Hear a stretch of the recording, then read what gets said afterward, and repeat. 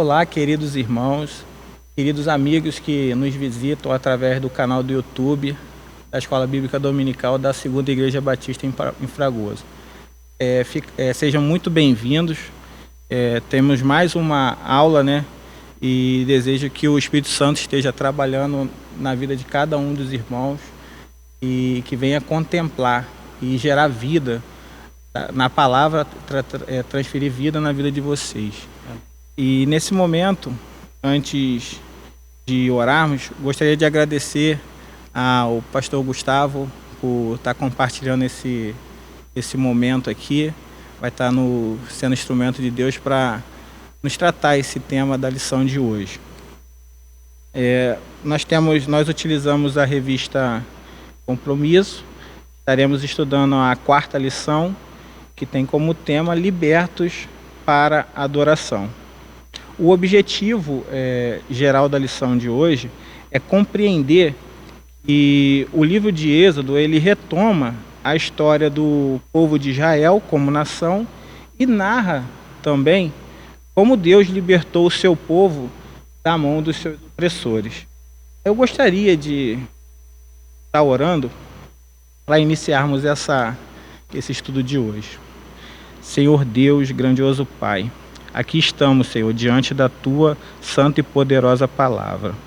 Que o Senhor, Pai, esteja nos iluminando, nos capacitando, e que tudo que for dito aqui, for trabalhado aqui, Senhor, seja orientado pelo Espírito Santo de Deus. Amém.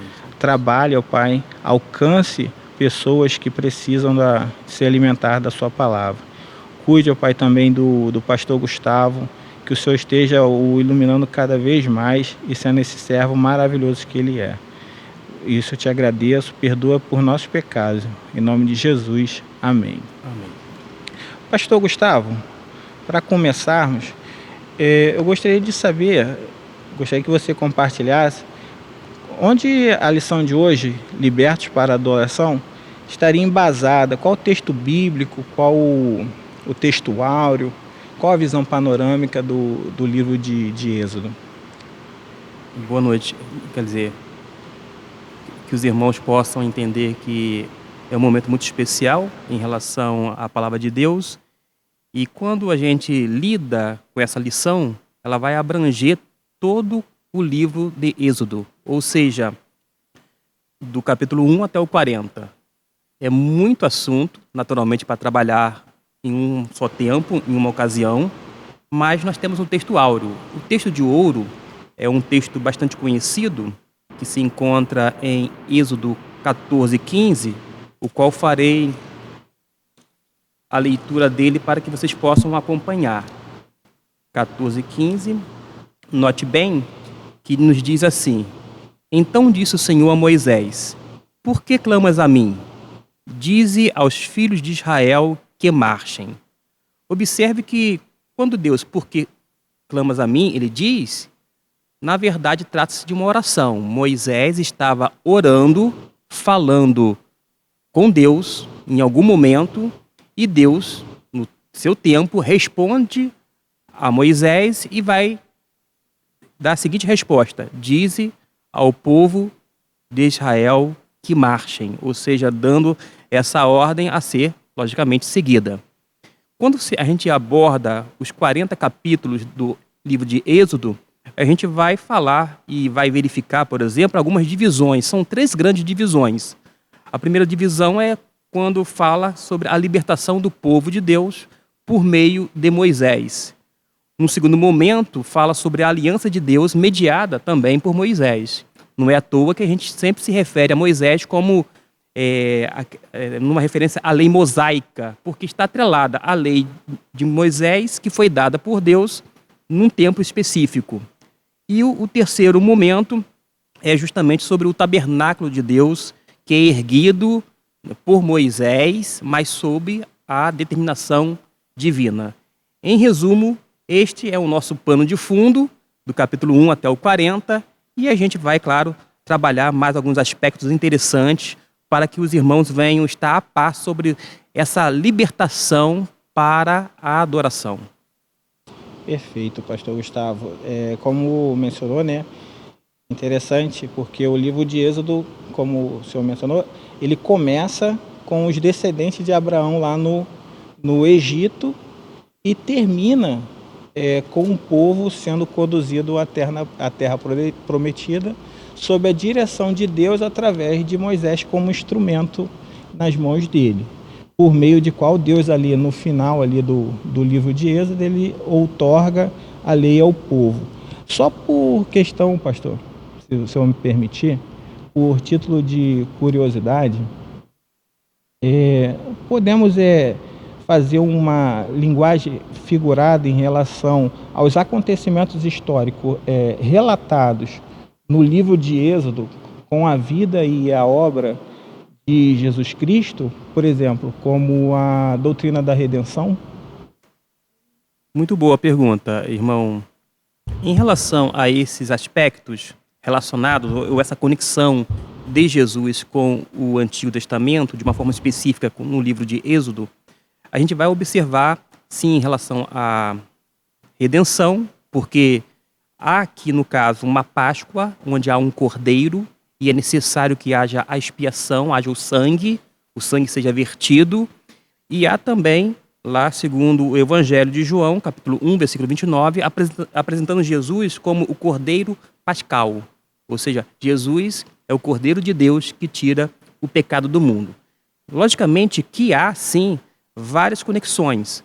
Agora, nós precisamos ter muito cuidado para não fazer, vou dizer assim, criar ideias ou conceitos equivocados, inadequados e, assim, atribuirmos cada fato a Jesus ou associação. Não, a gente precisa entender primeiro historicamente, ver aonde é possível fazer essa conexão ou essa associação para então, vou dizer, compreendermos primeiramente o Antigo Testamento, por sua vez o Novo, uma vez que na época eles só tinham o Antigo Testamento.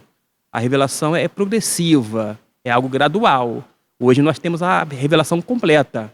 Nós estamos em vantagem em relação ao povo de Israel do Antigo Testamento. Agora, é possível sim ver não somente esta, em relação à questão da redenção, essa associação, mas muitas outras, e algumas delas a gente vai ainda trabalhar no decorrer dessa aula da Escola Bíblica Dominical. Okay. Eu tive, então, assim, no texto de Hebreus, no capítulo 11, versículo 22, e lá, se eu puder depois abrir para lermos, se quiser ler, por favor.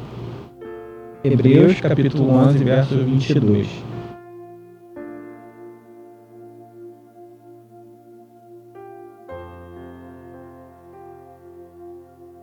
Hebreus 11, 22. Diz assim: pela fé, José, estando próximo o seu fim, fez menção da saída dos filhos de Israel e deu ordem acerca de seus ossos. Pastor, nesse texto, assim, em Hebreus 11, 22, nós podemos declarar que José, ele previu a saída do povo do Egito, ou pela fé, como diz o texto? Poderia explicar melhor isso? Sim. Veja bem, quando a gente diz que a gente anda por fé e não por vista, a fé não é algo que faz com que a gente descarte, vou dizer, muitos outros elementos da própria revelação dada por Deus, quer na natureza, quer de uma forma que a gente chama de revelação moral, através da consciência do homem, quer de uma revelação até mesmo por meio dos profetas, que é uma revelação verbal. Se a gente analisar bem, na verdade, irmão, não houve uma previsão ou ainda uma predição. O que aconteceu é que o texto fala com relação a José, é que ele fez menção ao Êxodo porque ele relembrou ou lembrou das promessas feitas a Abraão muito antes do nascimento de Isaac. É bom que se diga que do capítulo 1 e 2 de Êxodo são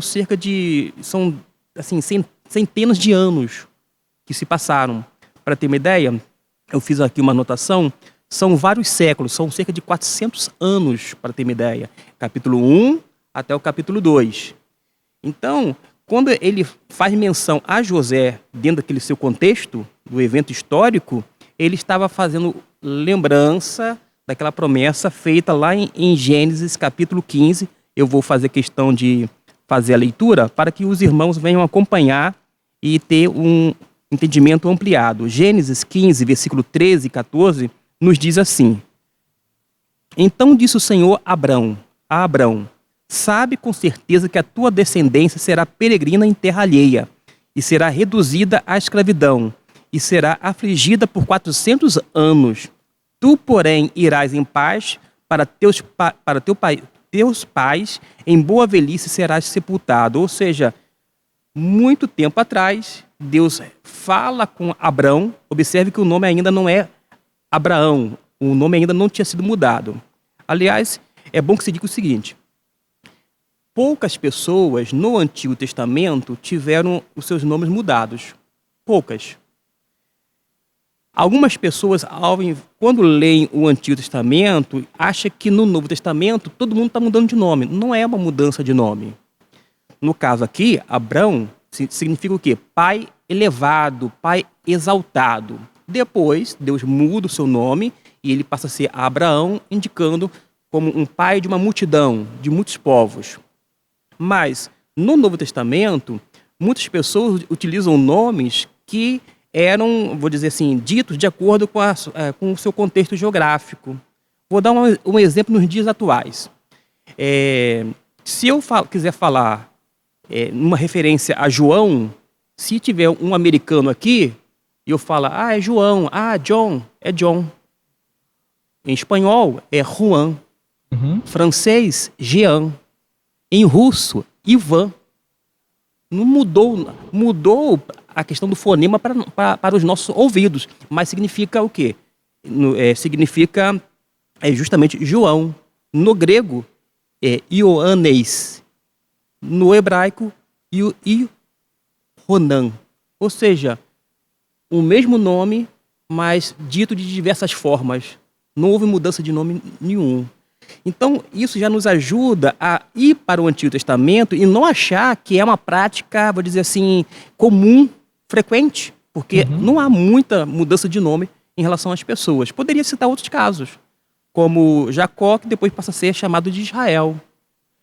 Mas são pouquíssimos casos. Mas aqui, Deus ainda fala com Abraão, o pai exaltado, elevado. Ele era um homem justo, um homem temente ao Senhor. Fala sobre o êxodo, ou seja, que o povo ia ser escravizado, que o povo ia ficar lá 400 anos e que depois ia haver o quê? Êxodo é saída, ia haver a saída do povo. Logo, quando José está dentro do seu contexto, ele faz uma lembrança, fica então patente que não é uma predição, não é que ele estava predizendo o futuro, ele adivinhou algo futurístico, pelo contrário, foi uma lembrança de uma promessa feita lá atrás. Da mesma forma que nós podemos entender que nós não precisamos necessariamente de mais profecias. Nós precisamos nos respaldar na profecia maior, que é a Bíblia, e crendo nas suas promessas. Agora, promessas que Deus fez, não as quais nós julgamos que seja. Tem muita coisa que não tem nada de ser promessa de Deus. É coisa nossa e a gente não pode colocar no mesmo pacote. Entendi, perfeita a colocação, pastor. E então foi pela fé, né, dessa promessa que foi dada a Abrão, que ainda nem era chamado ainda de Abraão, e José criou, né? Por isso que ele já tinha essa firmeza, no caso, e o corpo dele seria transferido assim que o povo fosse liberto, né? Isso mesmo, é uma fé na promessa de Deus. Quando fala promessa de Deus, você entende como palavra de Deus. A nossa fé deve levar cada um de nós, como crentes em Jesus, para mais próximo da palavra. Isso é uma atitude de fé. Quando você busca outras formas de revelações contemporâneas que não estão contidas na Bíblia, você está demonstrando não uma fé robusta, pelo contrário, uma pseudo-fé, uma falsa fé. Porque uma fé genuína leva todo crente para a palavra de Deus, para ouvir Deus naquele registro sagrado. E me fez lembrar, Romanos 8, 28, E está escrito em Romanos 8:28. Vou abrir aqui rapidinho.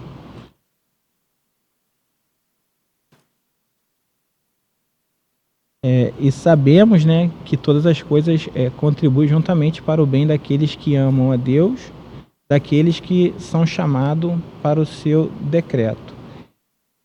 Com isso, podemos dar início, né, à divisão dos subtemas da lição de hoje, dos subtítulos, que são os adoradores em cativeiros, que vai abordar Êxodo capítulo 1, Deus prepara o libertador, que é Êxodo capítulo 2, que vai até o capítulo 4:31, o resgate dos adoradores, de Êxodo 5 até o capítulo 12, e livres para adorar, que é Êxodo capítulo 13 até o capítulo 40.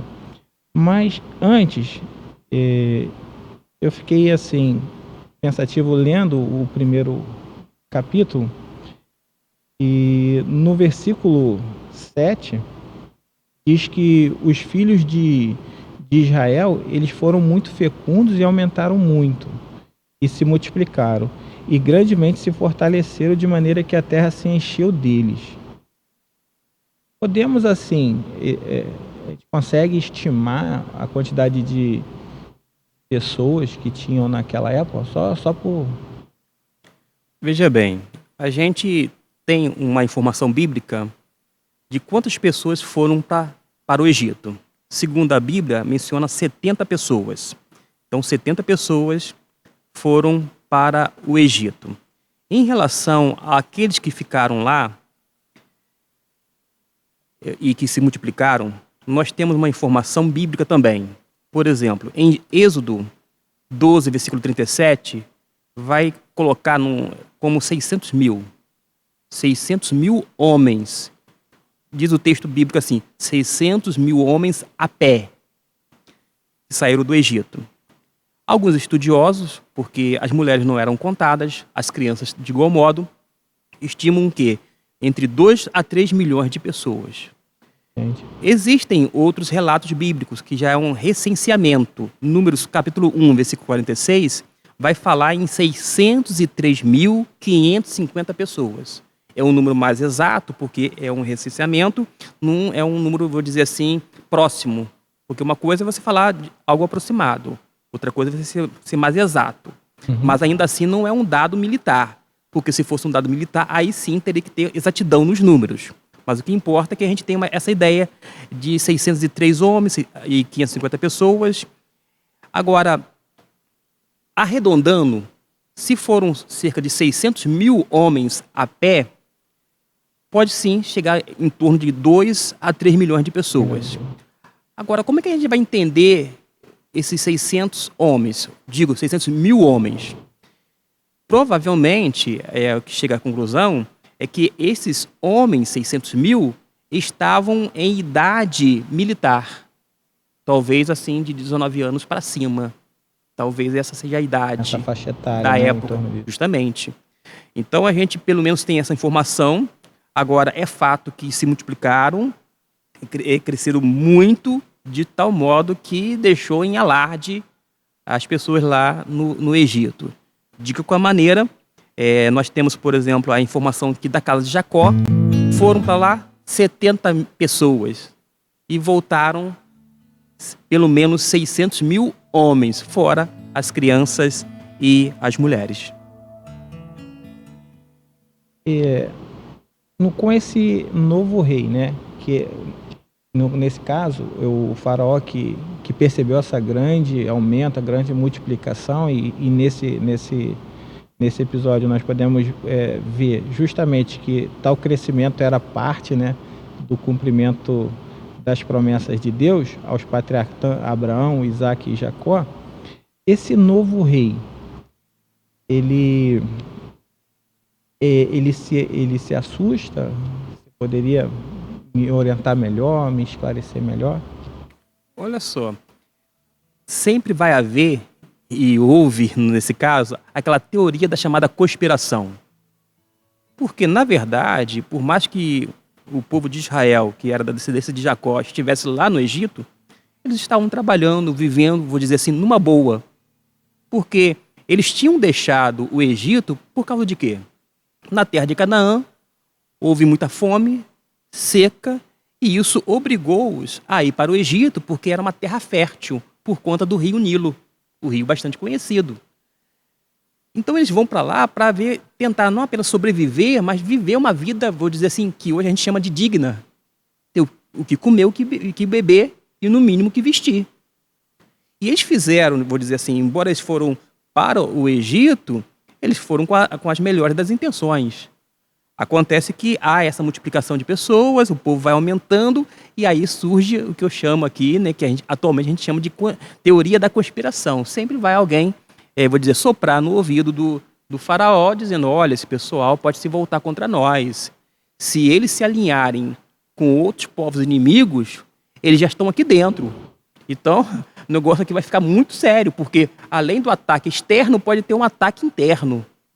E por conta desta, vou dizer assim, dessa conspiração, passou o quê? A oprimir, escravizar literalmente, aí eles se tornam escravos. Nós temos a informação bíblica que eles ficaram cerca de 400 anos, na verdade, com mais precisão, a Bíblia depois vai mostrar em outros livros, 430 anos, mas nós não sabemos o período que eles ficaram escravizados, ou seja, quando eles foram oprimidos por conta dessa chamada teoria da conspiração. Essa expressão da minha parte, tá? Não está no texto, mas é que a gente tem essa impressão à medida que a gente lê. E portanto, a gente vai observar essa postura da parte do faraó e, por sua vez, o povo cada vez se crescendo de uma forma, vou dizer assim, assustadora. Logicamente, não apenas o faraó, como consequência deste fato, ficou em alarde.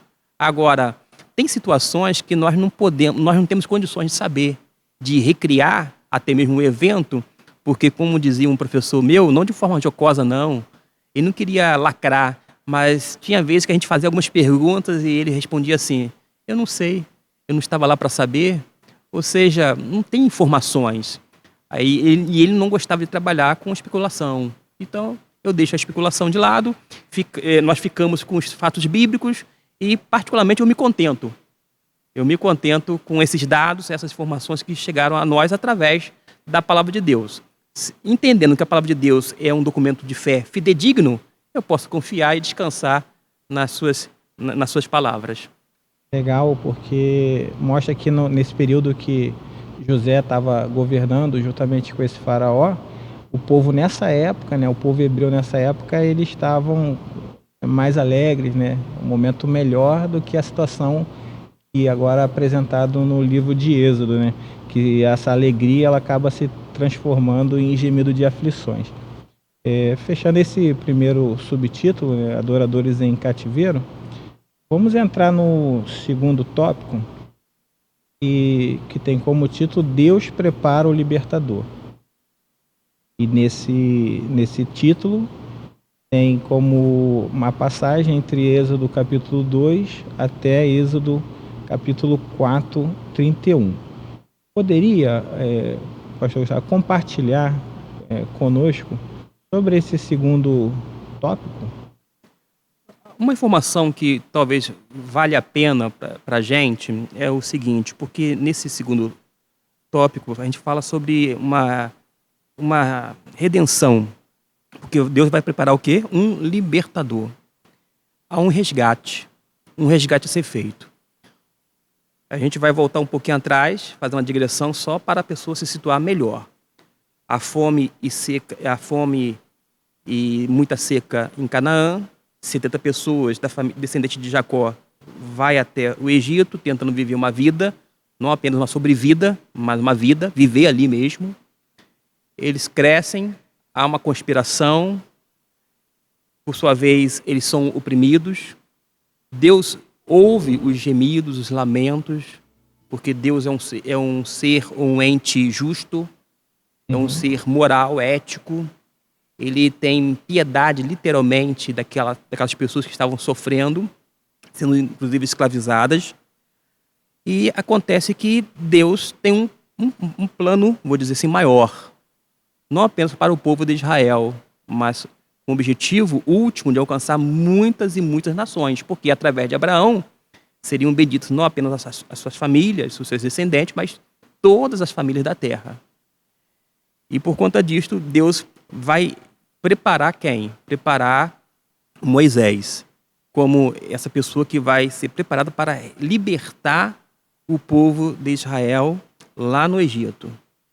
Note bem, no primeiro momento, a gente vê toda a providência de Deus no tocante ao nascimento de Moisés. Depois a gente vai ver que Moisés, quando estava com 40 anos de idade, ele comete um homicídio. Ele foi um tanto, na minha linguagem, afoito, apressado. Ele foi impulsivo ali. Ele queria até ficar do lado do bem, do oprimido, mas fez uma coisa errada. Tanto é que diz lá o texto bíblico que Faraó queria matar Moisés, mesmo ele sendo criado pela sua filha, porque ele foi criado na corte, porque ia contra a lei do país. Na verdade, ninguém poderia ficar impune, porque se não fosse feito uma correção, se a lei não fosse cumprida, quer por alguém que foi criado na corte, ora, o próprio império egípcio ficaria em ruínas. Então tinha que cumprir. Não é porque o faraó queria matar, porque ele sempre achou que Moisés não era uma pessoa boa. Nada disso, não, porque foi criado ali, naquele ambiente. Mas, mediante um assassinato, tem que ser tomadas algumas atitudes enérgicas, não drásticas, mas enérgicas. Ele quer matar e tem essa fuga. Apesar disto, apesar da fuga de Moisés, a gente vai observar o seguinte: ele teve uma preocupação com o pobre, com o oprimido, teve, mas ele ainda não estava qualificado para ser um líder nacional. Até aquele momento, até 40 anos, não. Porque foi com 40 anos que ele cometeu aquele homicídio. Uhum. Aquele momento está mostrando que ele não estava preparado. Mas o tópico diz assim: Deus prepara o libertador. Deus prepara sim, mas não era aquele momento ainda. Por quê? Ele teve que fugir.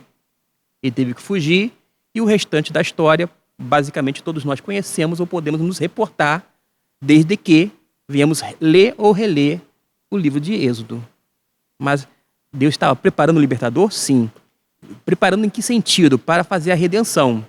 Porque quando a gente fala em redenção no Antigo Testamento, tem alguns significados, não um único significado, mas um deles, inclusive, aqui que se aplica em Êxodo, dá a ideia de redimir, resgatar, livrar. A raiz da palavra no hebraico, para entender da palavra redenção, sugere alguém que cumpre o papel de resgatador, redimindo, portanto, digamos assim, um parente próximo, alguém que está em dificuldade ou em perigo. Esta é a ideia por trás do termo, né, da redenção. E é justamente através de um homem, até então, e nós sabemos que continuou sendo imperfeito, Moisés, porque ele não era perfeito, assim como eu e o irmão não somos, ninguém o é, mas através de um homem imperfeito, um imperfeito como ele, Deus, ainda assim, Deus vai continuar trabalhando na mente e no coração de Moisés para que realmente a nação seja o quê? Resgatada de uma vez por todas daquele, vou dizer, cativeiro, porque agora se tornou um cativeiro, estavam aprisionados.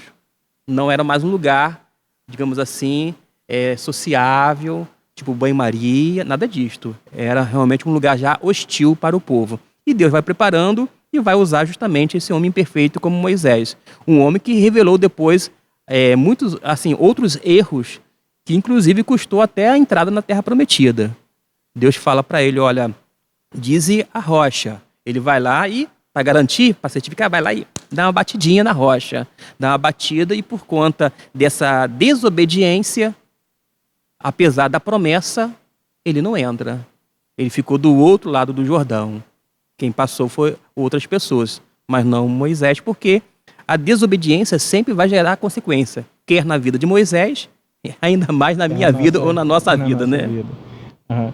E como foi mencionado, o Moisés ele acaba se deixando levar, né, pelo ímpeto, no caso dos seus sentimentos, e ao ver o egípcio sendo maltratado.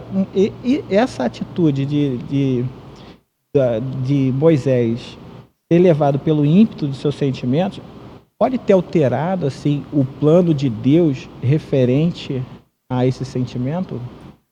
Olha só, quando a gente observa a revelação bíblica, nós temos uma verdade objetiva. Ou seja, é desta forma que a Bíblia declara que aconteceu o que iria acontecer, mas que já foi realizado, já tá concretizado em nossos dias. Porque as profecias se cumpriram, as promessas também em relação ao povo do Israel nacional. Acontece que, quando a gente olha para o texto, podem surgir da nossa parte muitas perguntas. Eu diria que isso não é um fato atrelado à objetividade.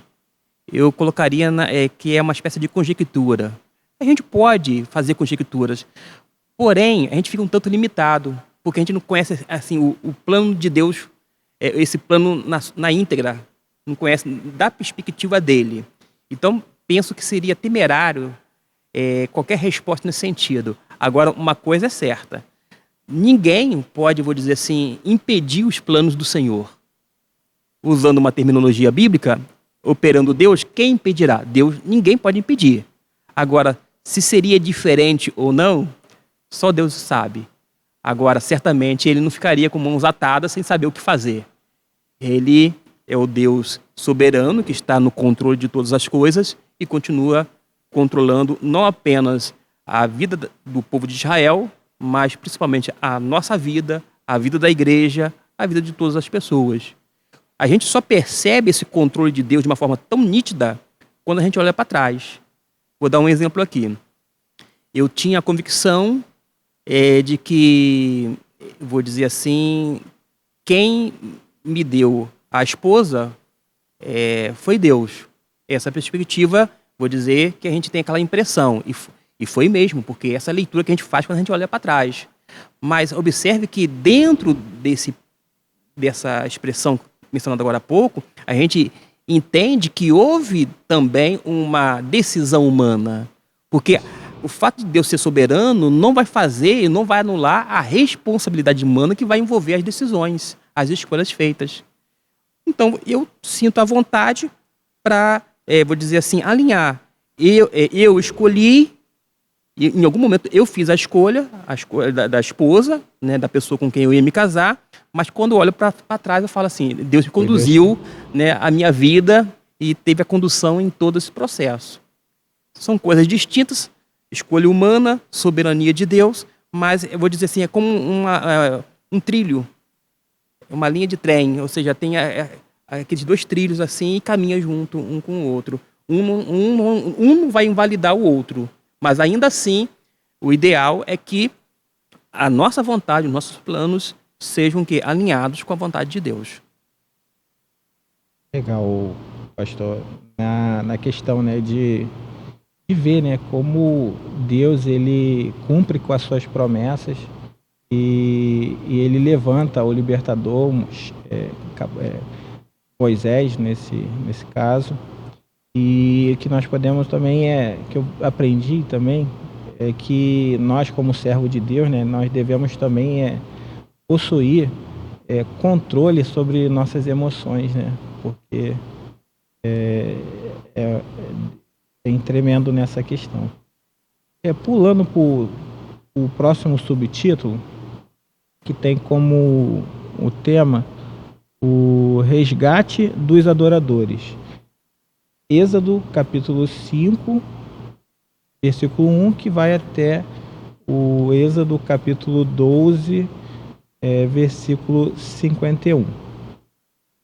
Nesse novo título, eu poderia compartilhar desse resgate dos adoradores. Vamos lá, vamos aqui por parte. Já tinha passado uma vida difícil. Deus, em seu santo amor, porque diz a Bíblia que Deus amou o povo de Israel naquela condição. Deus ama, Deus exerce aquele ato misericordioso E Deus vai fazer o quê? Ele vai resgatar literalmente. Embora ele venha usar, conforme eu falei logo no início, porque Deus liberta o seu povo por meio de Moisés, mas a gente vê muitas vezes a figura do homem, Moisés, um grande líder, usado por Deus, capacitado por Deus. Mas muitas vezes a gente deixa de ver o agente da história. É Deus o tempo todo. O texto deixa claro que quem resgatou, no caso, o povo do Egito, foi justamente Deus, através de Moisés. A gente vê, por exemplo, na questão das 10 pragas do Egito, a mão potente da parte de Deus. Não apenas pesando sobre o povo egípcio, mas, na verdade, mostrando todo o poderio do Deus eterno. Aí a gente vai entender que na verdade, quem liberta não é Moisés, é Deus através de Moisés. Esse poder está Deus sobre Moisés. Tanto é que no capítulo 7, versículo 4, 7:4, Deus mesmo fala que ele ia liderar o seu povo para fora do Egito. Eu vou até compartilhar com vocês. Êxodo 7, versículo de número 4, nos diz assim: Mas Faraó não vos ouvirá, e eu porei a minha mão sobre o Egito, e tirarei os meus exércitos, o meu povo, os filhos de Israel, da terra do Egito, com grandes juízos. Está claro, quem ia tirar o povo do Egito, nós sabemos, através de Moisés, seria o próprio Deus. É que nem na história de Esther, não a minha esposa, mas na história bíblica, não há uma vez sequer o nome Deus, mas o tempo inteiro a gente vê a providência de Deus, o agir de Deus, conduzindo todo aquele processo, a vida e a história, a vida das pessoas e a história do povo de Israel no sentido nacional. Deus não vai apenas beneficiar uma pessoa ou uma família, ainda que beneficie, mas tem um propósito maior, que é alcançar ou beneficiar todo o povo dele.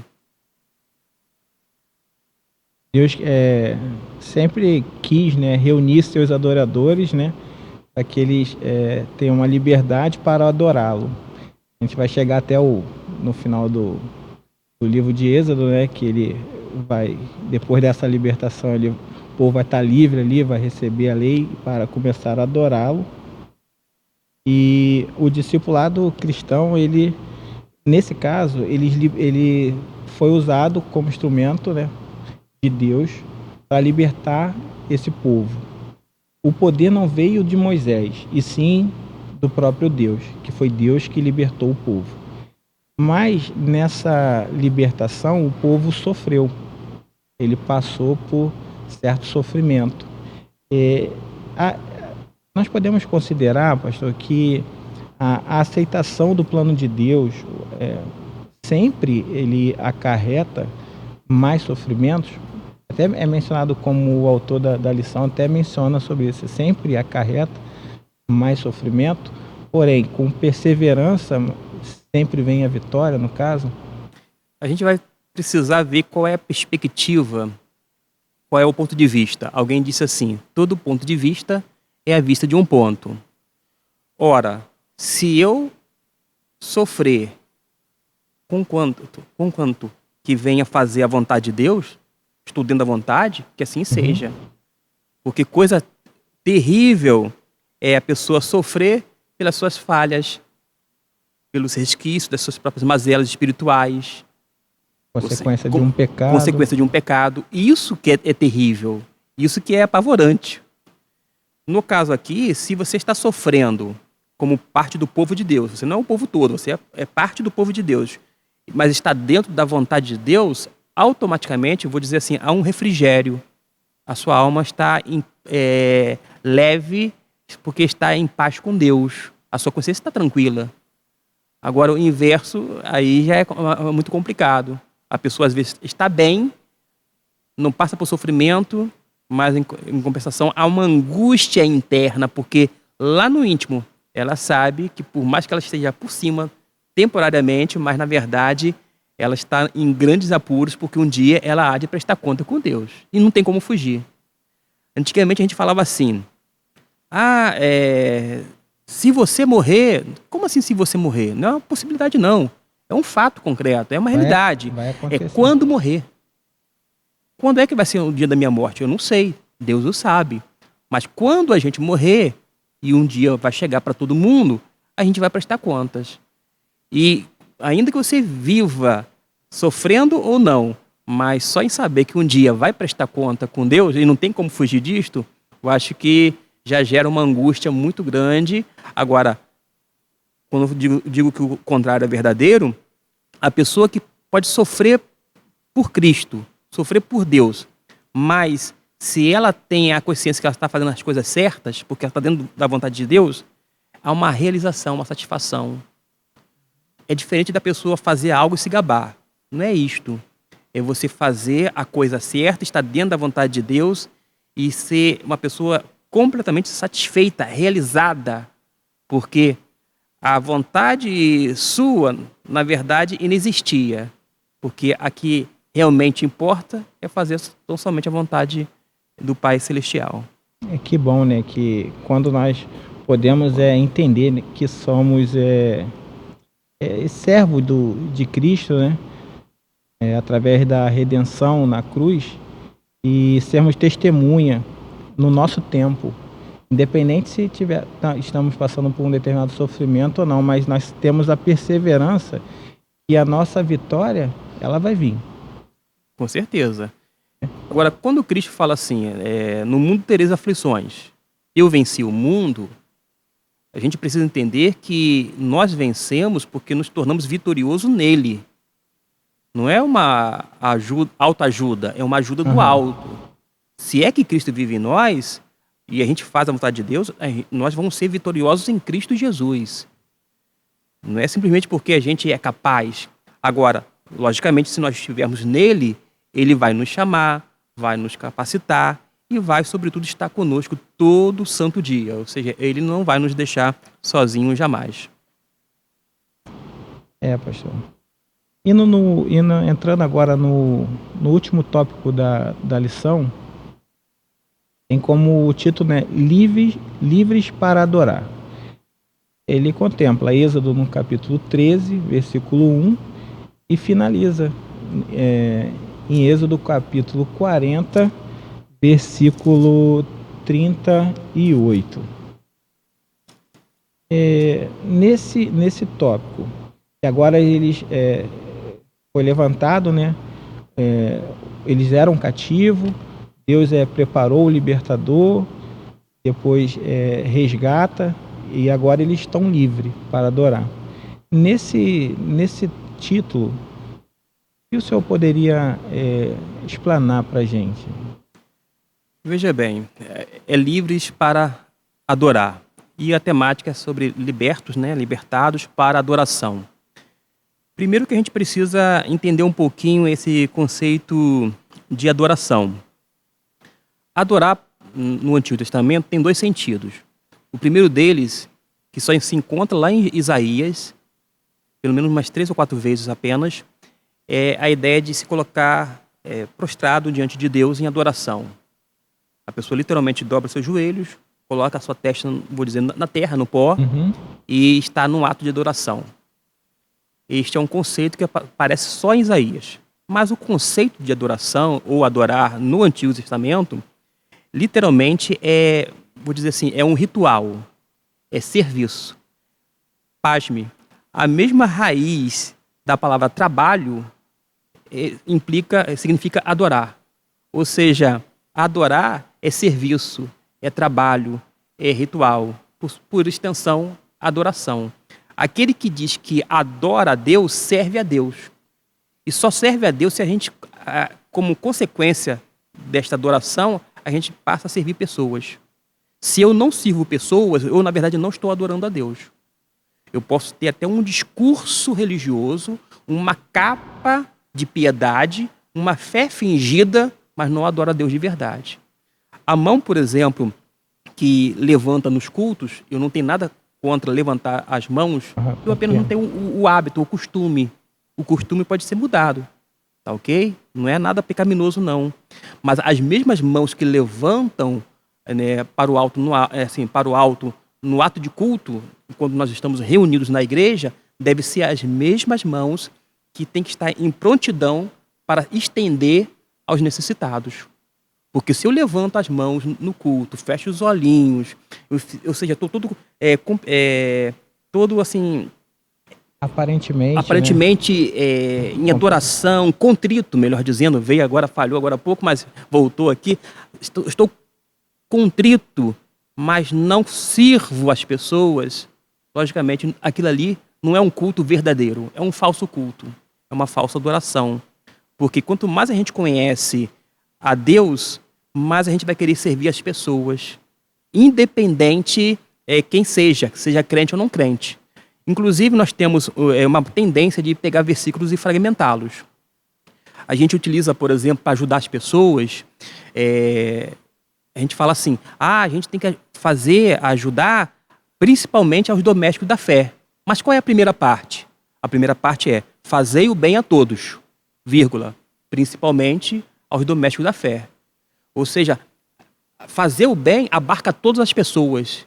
E depois há um destaque ou um foco nessa comunidade a qual nós estamos inseridos e lidamos no dia a dia, vou dizer assim. Mas não vai eximir de ajudar as outras pessoas, porque primeiramente é servir a todos, principalmente os domésticos da fé.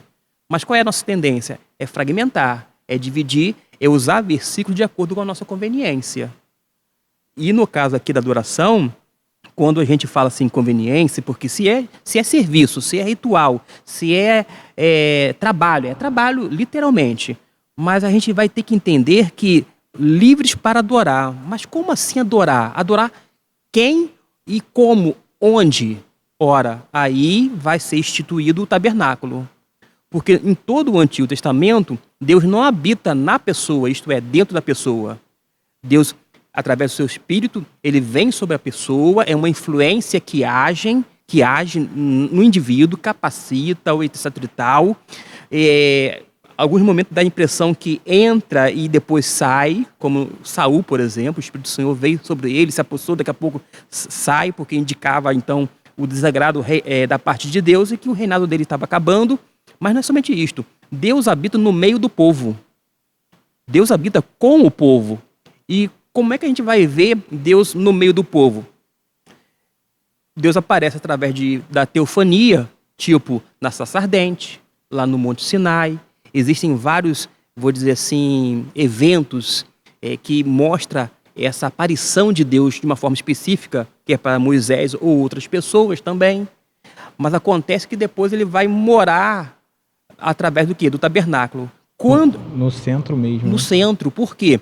Quando saíram pelo menos 600 mil homens a pé, fora as mulheres e crianças lá do Egito, estavam no meio do deserto, numa planície. Uhum. As 12 tribos, cada uma delas, ficaram assim, tipo, 3 vai para o sul, 3 vai para o norte, né, e assim por diante, leste, tal.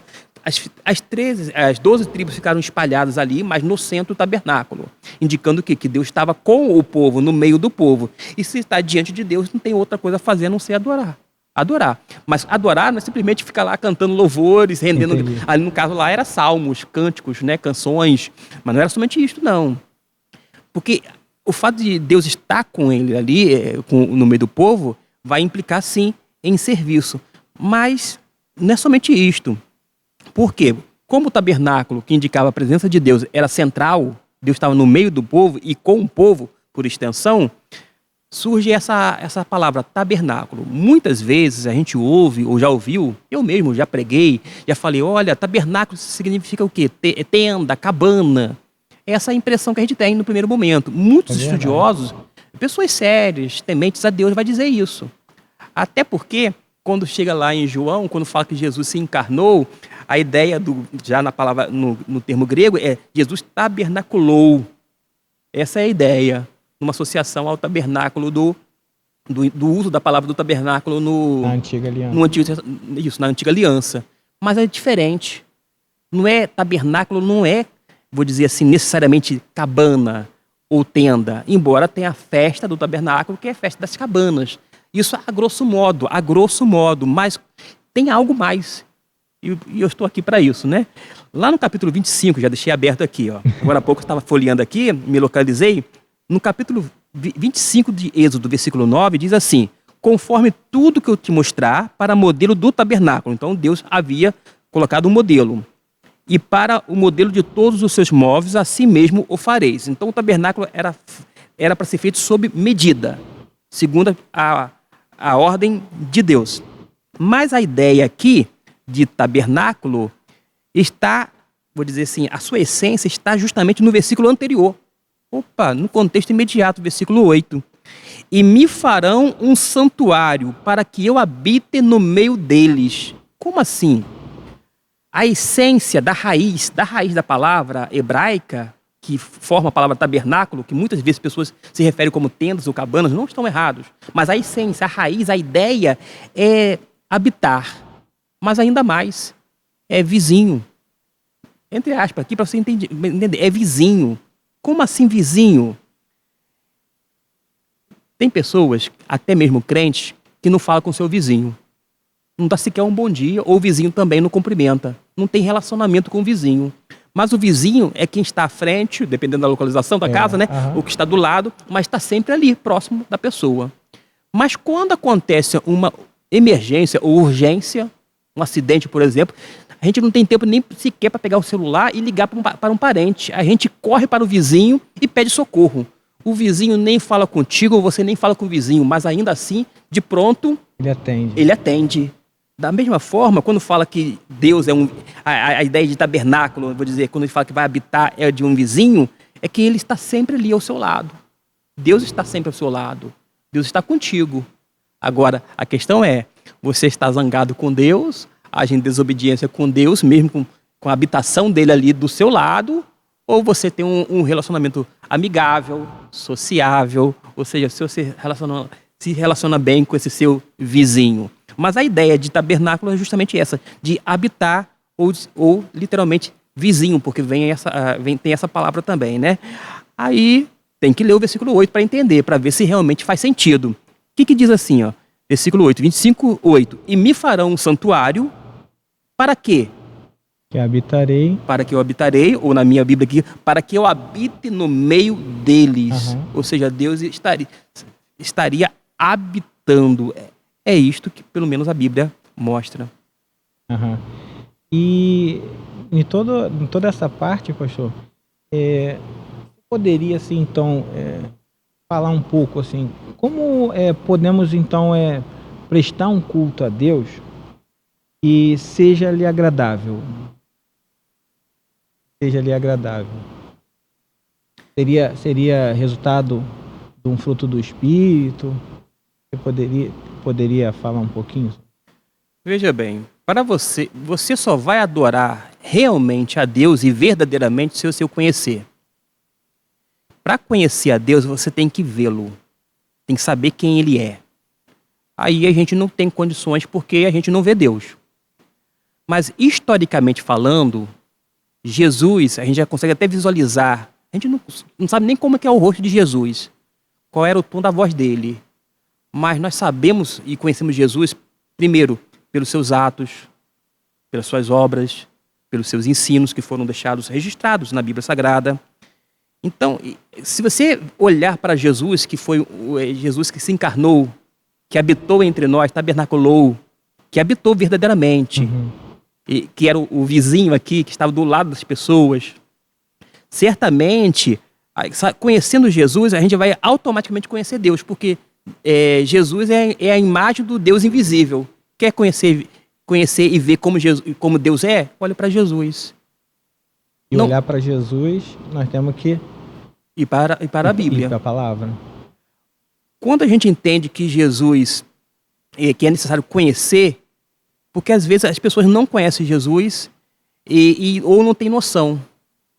O que ele falou para os seus discípulos? Por exemplo, lá em João, ele vai dizer assim, olha, ele falava em relação ao Paráclito, ou seja, ao Consolador, que haveria de vir por conta da sua ida, né? Ele voltaria para o Pai e enviaria o outro Consolador. Mas ele fala assim, enviarei outro Consolador, ou seja, Jesus era uma espécie, não, ele era o Paráclito, Jesus era o ajudador em pessoa, em carne e osso, embora também tivesse a natureza humana, a natureza divina. Era 100% homem, 100% Deus. Mas enquanto homem perfeito, Jesus estava ali presente. Claro, com toda aquela questão da natureza divina. Não se separava. Acontece que Jesus faz um trocadilho que às vezes a pessoa não entende. Porque às vezes não compreende o Antigo Testamento. Porque ele fala assim, porque o Espírito Santo, uma alusão, porque o Paráclito, né, ele vai dizer assim, porque vós o conheceis, ele fala sobre o Paráclito, vós o conheceis porque habita convosco.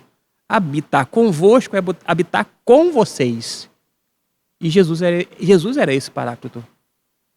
Quando Jesus vai, ele envia, né, o Paráclito, mas esse Paráclito representa Jesus. Não são a mesma pessoa, mas representa Jesus. E não é à toa que a gente pode dizer assim, ó, biblicamente falando, Jesus mora em meu coração. Por quê? Porque o Espírito Santo de Deus habita. Mas eu posso dizer, Deus habita em meu coração. Está certo também.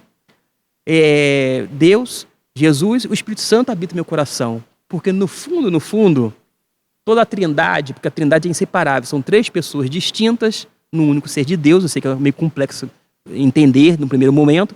3 pessoas distintas no único ser de Deus, mas a trindade é indivisível.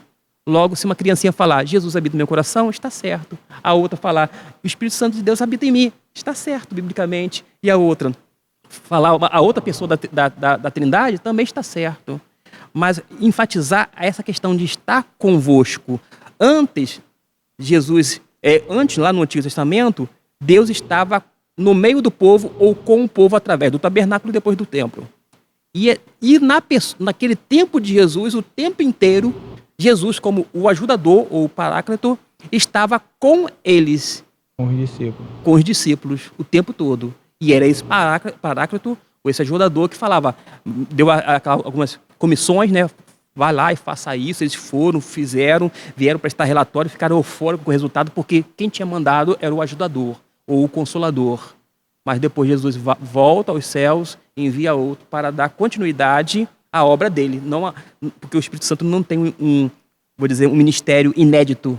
Pelo contrário, ele dá continuidade à obra que Cristo fez aqui. Porque não há ciumeira na Trindade. Há uma harmonia plena.